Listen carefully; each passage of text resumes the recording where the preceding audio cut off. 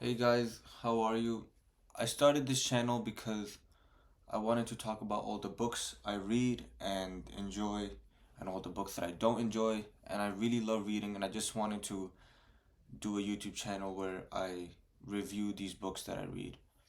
And I just want to start off with my first ever video with The Hobbit. So I bought the Lord of the Rings collection.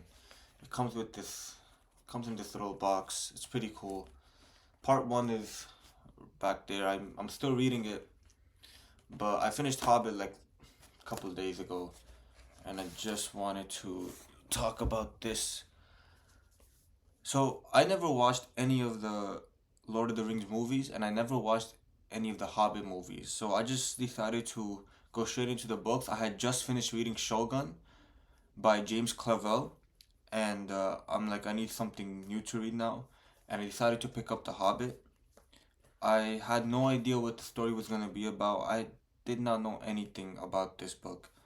And I gotta say, I really, really loved it. Like, there were so many great things in this book, so many awesome things that happened, so much fun stuff to read, a lot of memorable quotes. I take pictures of the quotes that I love and I share it with my friends and family. Like, it's just so cool to see what Tolkien has done. You could see how much effort he put into creating Middle Earth, especially now that I'm reading part 1 of Lord of the Rings. I could see how much effort just went into making this world and this world building. But I want to talk about The Hobbit real quick. And this video will have spoilers, so I'm just warning you guys right now. And I absolutely love how this book starts off. Like, just right off the bat, all like Gandalf just comes to Bilbo and he's like, "Yo, you going on an adventure? You can't say no." He just brings all these dwarves in. They all invite themselves into his house, and Bilbo is just so confused. He's like, "What the hell is going on?" And on the day they're supposed to go, Gandalf kind of just pushes him out of his house, and he's like, "Okay, you're going now. That's it. No more waiting." And they start this adventure, and it was so fun to see all the perils they were in, to see all the dangers they were in, how they overcame it. You see how the one thing I noticed that Tolkien does is that every single character in this book, the main characters and the side characters, all play such a crucial role into the story. Like, nobody's there for no reason.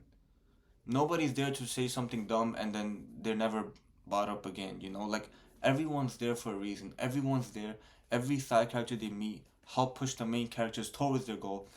And this is a classic dragon guarding treasure on top of a mountain book, but it's just so well written. It is so well written. It's beautifully written. And I just want to get into some of the other stuff I really liked in the story. And I actually wrote them down here so I remember what to talk about. Um, okay, so rarely do I ever read a book where something funny will happen and I'll laugh out loud.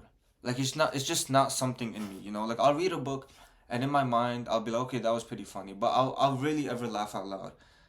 And there was one part in this book that I enjoyed so much. I thought it was absolutely hilarious. It was the part where they needed Bjorn's help, and Gandalf is like, I know Bjorn, but he does not know of me, right? Like, we've heard of Bjorn, but we just don't really know him like that.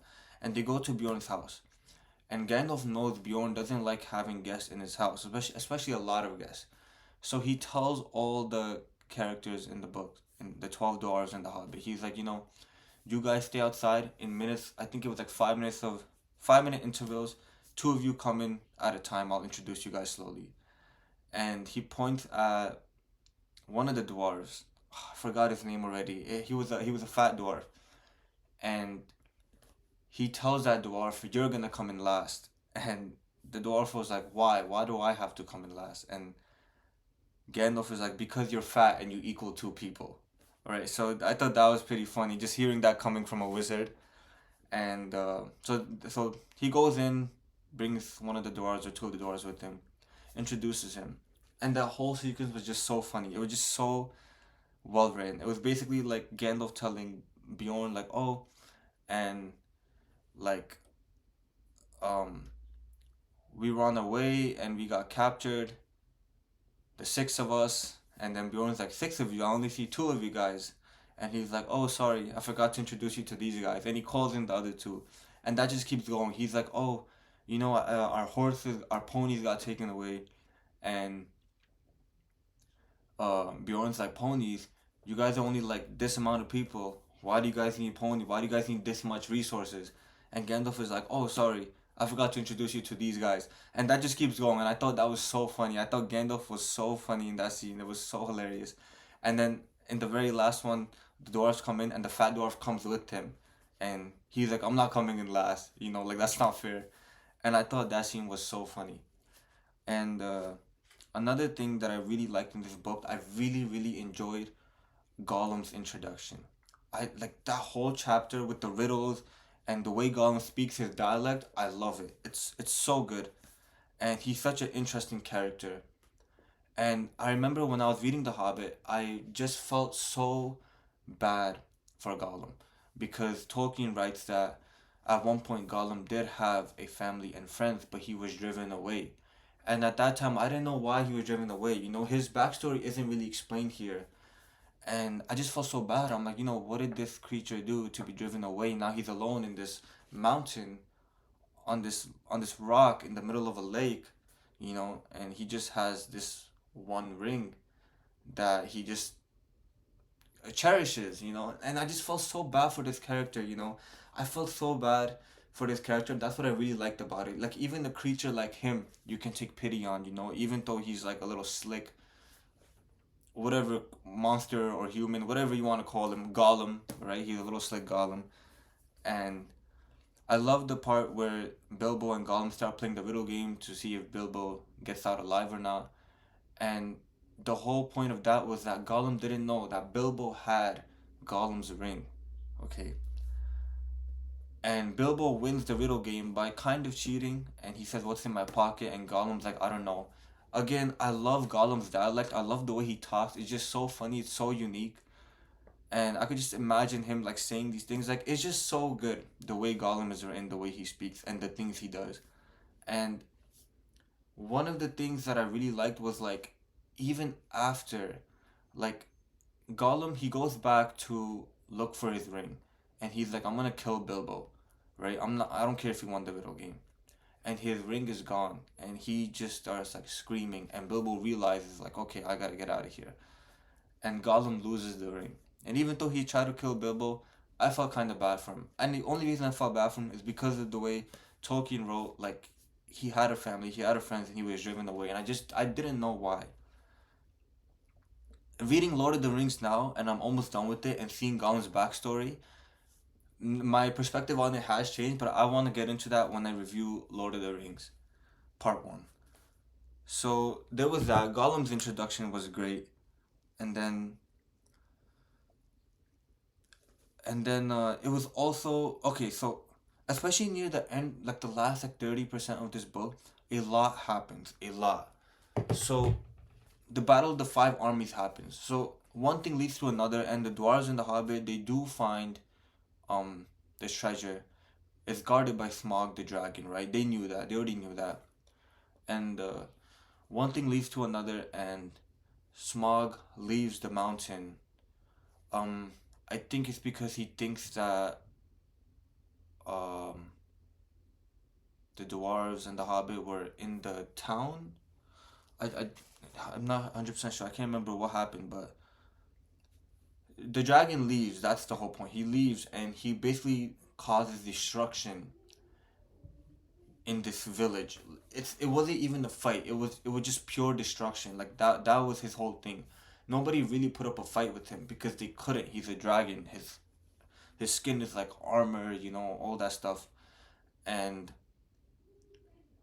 before I get into that, I also really liked Smogs' dialogue with Bilbo. When Bilbo was invisible, Smog was like, I can still sense you here, and they get into a talk a little bit.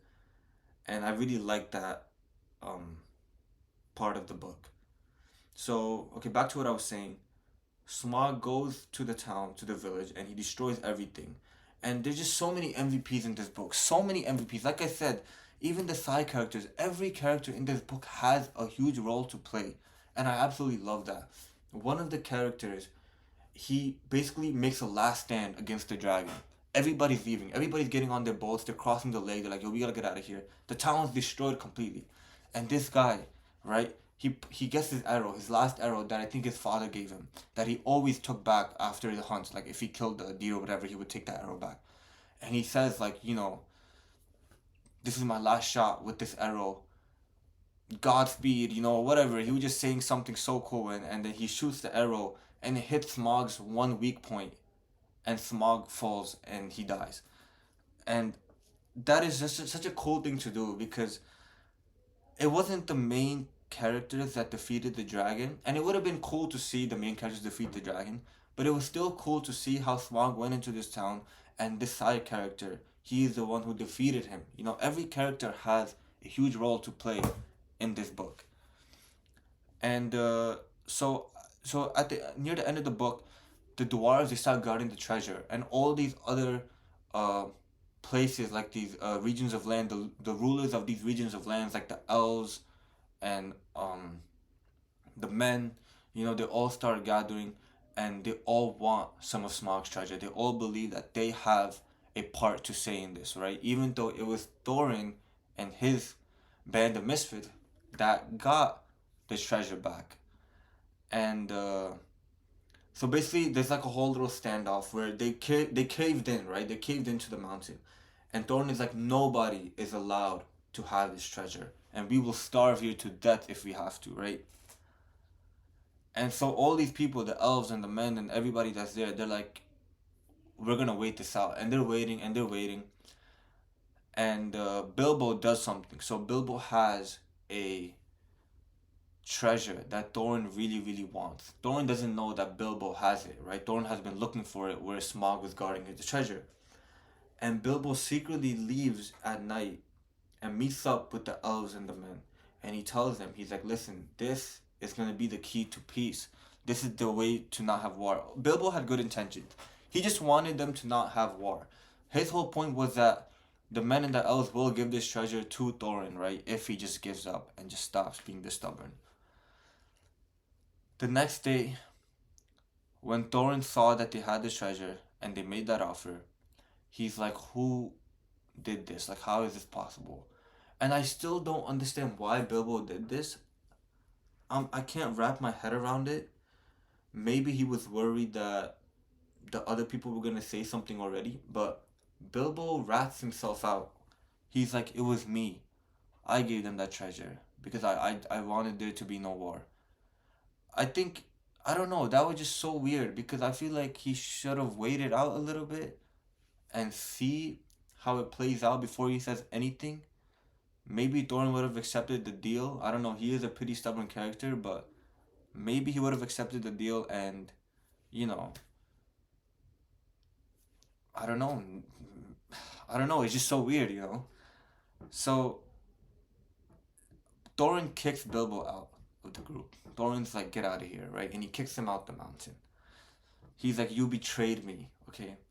And this is this one part where he kicks him out and says, you betrayed me, becomes heartbreaking later on. It becomes so heartbreaking later on. Because after the Battle of Five Armies, by the way, Bjorn, MVP of Battle of Five Armies, that man was cooking, pulled up out of nowhere, transformed into a bear, just started slaughtering all the goblins and orcs and whoever else was there. So, after the Battle of Five Armies, I was actually shocked to see like Thorin, Fili, and Kili. They died because of their wounds in the battle. So Fili and Kili are the nephews of Thorin, and they are amongst the 12 dwarves who go into this adventure to find Smaug's treasure. And they basically were defending their uncle to the death, right? They died in battle. Thorin had wounds, and he was in a tent, and he was not surviving these wounds, and he calls him Bilbo, okay? And this is just what makes this so sad. I just feel like this was so, because this whole book, right, it just felt so, even though there were so many dangers, so many perils, so many obstacles, it felt like a light-hearted adventure, you know, like there's this dragon, there's treasure, they gotta get the treasure. I did not expect anyone to die in this book. Specifically the Hobbit. I just didn't expect it. I don't know what's gonna happen in Lord of the Rings, the three books that I'm gonna be reading. I don't know what's gonna happen. I don't know who's gonna die. I'm sure people will die, but I just wasn't expecting anyone to die in The Hobbit. Because the way this whole story was, it was very adventurous, very lighthearted, right? And so Thorin calls Bilbo to his tent, and Thorin is like, I think he apologized. He's like, I'm sorry about what I did. And, you know, like one of them said, maybe meet in a better place. And Thorin passes away. And Bilbo, of course, accepts the apology. He accepts, he's like, you know, we're friends. We'll always be friends. And it wasn't even the death that hit me. It wasn't even the death of Thorin that was like, damn, like that got me sad. What got me really sad was the fact that Bilbo walks out the tent, right? And the way Tolkien writes this, I loved it. He's like, he walks out the tent and he writes like, Bilbo walked out the tent and he wept for Thorin. He cried for Thorin. And that's what really got me. Like just the aftermath of his death. And the fact that they kind of had a fight before the Battle of Five Armies, meaning like they were mad. Thorin was mad at Bilbo. Bilbo wasn't really mad at Thorin, but Thorin was mad at Bilbo. And the fact that before he's about to die, he chose to find forgiveness in his heart and to forgive Bilbo and to be friends with him. And when Bilbo cried when Thorin died, that was just sad. I was like, damn, bro. Like, three characters really died at the end of the story, and they were main characters. They were not like side characters. They were main characters. But yeah, great book. And this could even be like, I know this is a prequel to The Lord of the Rings, but this could even be a standalone. The way this is written could even be a standalone. But I would not recommend reading as a standalone. I think if you get into The Hobbit, you might as well get into the entire Lord of the Rings series. Because Lord of the Rings Part 1 is a direct continuation of this book, some many years later. So yeah, I think this book was great. And also I really liked how it was written, how Bilbo wept for Thorin, because I know I'm getting a little sidetracked here, but I read Firestarter by Stephen King, and very one of the characters when they died, it was very very anticlimactic. It was just like I was like, what am I reading? I almost laughed at what I was reading, you know. So I think Tolkien is a great writer. Uh, Again, a lot of memorable quotes in this book. It's beautifully written. You know, you have the classic adventure, the classic like friendship and bonding and all that stuff, and how they prove their loyalty to each other. And I am actually almost done with Lord of the Rings, and I will definitely make a review on that. And I just think The Hobbit was great. I think it was a great read. I think anyone who's looking for a classic adventure book should definitely try out The Hobbit. One thing I noticed in this book was that there were no female characters. I don't know. Maybe they talked about a female, but no main character or side character were female, which was very weird. But obviously, I don't mind stuff like that. I'm just here for the story, and I love the story. And I remember as I was reading The Hobbit, I really wanted to see more of Gandalf. I'm like, I want to see more of Gandalf. I want to see more of this character, this funny character, this wizard, you know? But we barely get to really see him in The Hobbit. He appears here and there, and he appears in the Battle of Five Armies. But thankfully, in Lord of the Rings Part 1, he is there a lot of times. So that I am really enjoying. But yeah, overall review of this book, I think it's great. I think it's amazing.